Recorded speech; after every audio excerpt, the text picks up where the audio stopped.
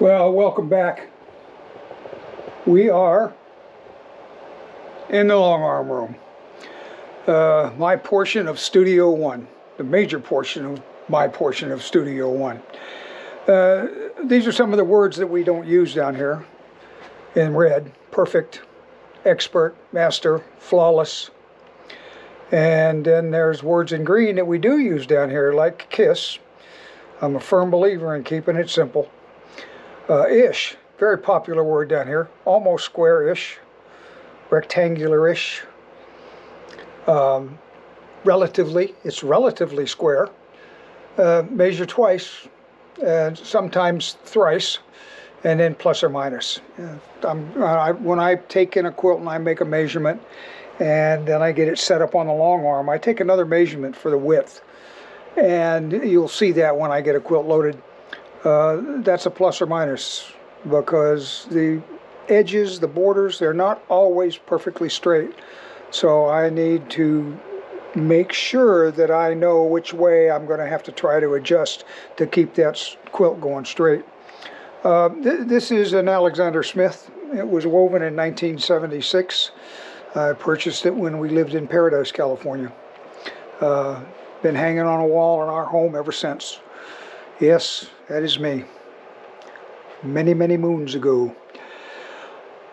I talk about the 4 H's, the history, the honor, the humor, and the happiness that those 3 bring. Beyond the honor of being a father and the honor of being a husband, I've also had the honor to serve the citizens of the state of California and the citizens of these United States as a United States Marine. Very proud of my son, who was 3rd generation, and we were all very blessed and very fortunate. My dad served in World War II. I served in the Vietnam, and my son served in Iraq, and we are all survivors. So here we go. The machine itself is an Innova. It's a 22-inch throat on a 12-foot table, and the leaders are custom made. They are both take-up leaders, because the blue one, or the leader that goes on the belly bar where the blue one is, that comes with the machine, does not reach the table. And I use the table to install my red snappers. So I use 2 take-up leaders. These, again, are custom made. They're 116 inches wide. The 124-inch leaders that come with the long arm, 134-inch leaders that come with the long arm are were constantly in my way. I don't do that many quilts that wide. So at 116, I can load a quilt up to 108 inches without having to change the leaders. If I have a quilt that goes over that, then I have to change to the standard leaders, which is not a big problem. They're just taped on, and it doesn't take very long to get them taped on and get them hooked up at all.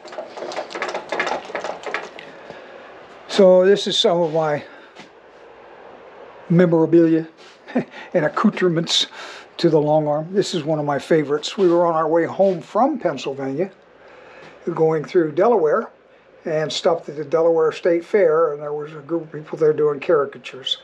So we had them do ours, and Elaine and I both had no idea our ears were that big, but apparently. This was the first thing Elaine ever made on an embroidery machine, and I love it. I am a Scottish American from Clan Buchanan. I am also an Ogilvy clan on my mother's side. The Buchanan is my father's side. I belong to the Scottish American Military Society as well, and I am, and will always be, thanks to some folks out of Maryland, the Leatherneck Kilted Quilter. That is Nicky. He's the only dog that was ever allowed in the long arm room. And this was in Virginia, and he knew exactly where he could go and where he could lie. He was never in my way and was always there, my quilting buddy. This is the tool, the Classic. I think they call it the Classic because they have a new series now of Longarms, the M series, and they call this classic, which is appropriate because it's older, and so I guess that makes me a classic as well. That's the tool. This is the toolbox, and that's I obviously don't keep things the way most long armors keep things. I have a toolbox for everything. I keep all my threads that are open, and the ones that you see in there that are still sealed are new colors that I haven't used yet, so that's why they're still sealed.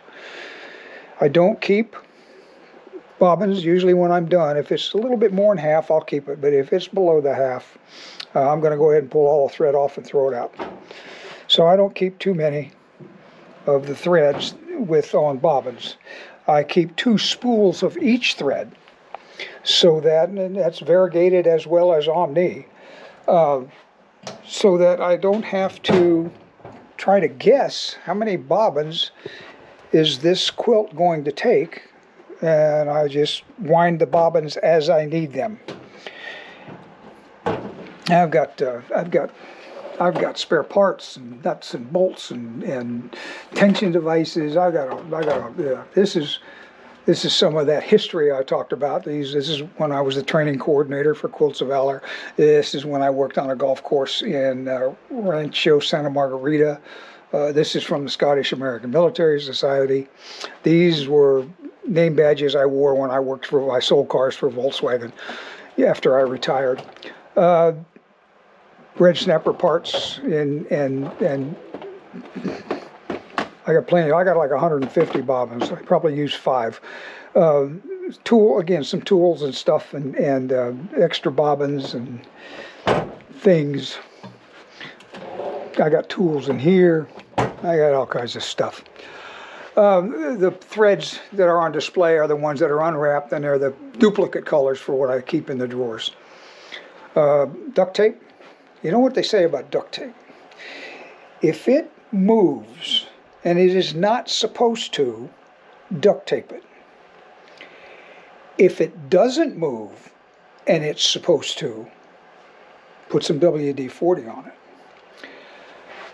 This is kind of odd. I've got 2 bobbin winders right now. The one on the left, the white one, was the original that I got with the machine, 2011. $149. I just bought a second one because the first one had started acting up a little bit weird. I just wasn't sure, and so I went and got another one, and the white one's going to be retired when I have confidence in the black one that it winds my bobbins the way the white one did, and it seems to be working very well. So I will get ready to retire the white one and put the black one where the white one is. When I wind a bobbin and I get it in the bobbin case and I put it on the toa gauge, it pulls at 200. When it pulls at 200, I'm happy, and I'm okay if the red needle is a little bit to the left of the 200 or a little bit to the right of the 200. I'm okay with that. I run a test patch and test my thread before I start every quilt. Doesn't make any difference if it's just a table runner or whatever. I run a test patch. So that is the basis of the long arm room. We'll get a little bit more into that when I start loading and showing you how I load, and then I'm going to do a test patch on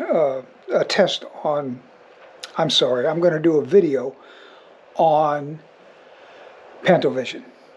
So when I do that, you'll know a little bit more. Mother Teresa is the name of the machine. Teresa was Elaine's mother, who was a crafter. I mean, one Christmas at her house we had a cactus was the Christmas tree. She crafted, she designed, she did everything. So it was only fitting that she become the namesake, that my long arm becomes the namesake for Elaine's mother. And let's see. Okay. These, I told you, Elaine does heat transfer. And this is the vinyl heat transfer. These are the bags that she makes me that I deliver the quilts in back to the quilter. And like I said before, we have everything down here is duplicated that we have upstairs in that area where we consult upstairs. The pattern book, the intake sheet will come down here with the information I've gained upstairs, or it's filled out down here if the quilter does come down. I keep an inventory of the batting that I use beyond the Hobbs 80-20 on the 30-yard rolls that I purchase, and I keep an inventory of my threads so that when I know I'm getting low on something, I know when to order it. And then this is my client list. I keep my clients listed in the book as well. If I learn to sew, this will be the machine I learned to sew on. And I'm kind of getting there. We've had standard size beds, queen size beds, king size beds, California kings, and we have pillowcases of every size you can think of, and most of them don't fit the pillows we have now. So I might make some pillowcases. This is where I keep the packaged batting. So I keep sizes larger than 96 inches. It's 120 by 120, 96 by 108, blah, blah, blah. And then I also keep different blends. I have some wool. I have some full all cotton. Gotta be real careful with that. Some of those they say cotton batting, and then they're 93% cotton and 7% polyester. I haven't figured that out yet, but they do it. This is the label that I designed for Quilts of Valor, and it is available on Spoonflower. This is the first quilt Elaine and I made together, and it's the first quilt I ever long-armed, so don't look too close. And you're going to hear long-armers talk about not pulling the quilt back when it's loaded so tight, or the top, that you stretch it so tight it's like a drum. I'm here to tell you, categorically, you cannot. I don't care if you pin it. I don't care if you put a zipper on it. I don't care if you use red snappers. You cannot get a quilt back, top, or anything else loaded on a long arm as tight as you can a drum head. Can't happen. Won't do it. There's one of the things that I don't believe I can load a back too tight. And you'll see when I load it back pretty tight. And there isn't enough rebound or recoil or whatever you want to call it in a quilt back. I've never, ever had a quilt cup. I've never had it fold up on itself because something was too tight. So I'm not a believer that you can make a quilt back, especially the back, too tight. You can make a quilt top too tight. You can get it so tight that you're going to pull threads out. You got to be careful. This is my cue right now. This is what's going on. And I don't normally have this many because I do have the only thing I can really guarantee is I'm going to have your quilt back to you in 7 business days if you pick up and drop off, and I'm going to have it back to you in 10 business days if you ship.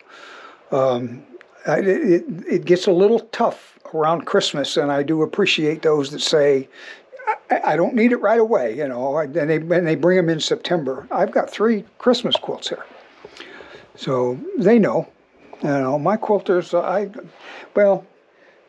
never encountered a bad quilter. What can I tell you? A little kitchenette.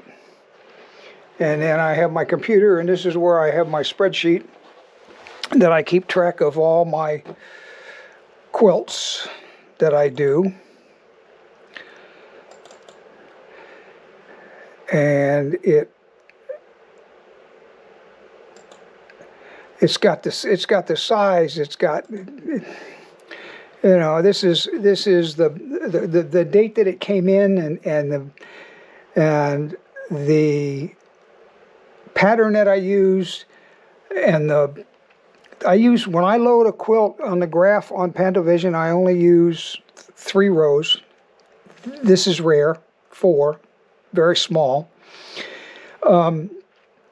But I only use 3 rows, and then I record the width of those 3 rows, or the height of those 3 rows, and then the height of the individual pattern itself, of the 1 row at each. So, and then I keep the number of the thread, the inventory number of the thread, and then the width and then the length, and then the square inches, and then it goes from there. So that's what I do here. Upstairs, I have an inventory sheet that I keep for like the thread and this and the other stuff that I have to purchase. Needles, things like that. I keep an inventory sheet of all of that as well. So this is the long arm room, and this is where it happens for us, for me. And so with that, because I just ran over my 15 minutes, I will say good afternoon. Thanks for visiting and allowing me to take you on a short tour of what goes on in Studio One, at least my portion of Studio One. Have a fabulous day, and like we say, quilt till you wilt. We do.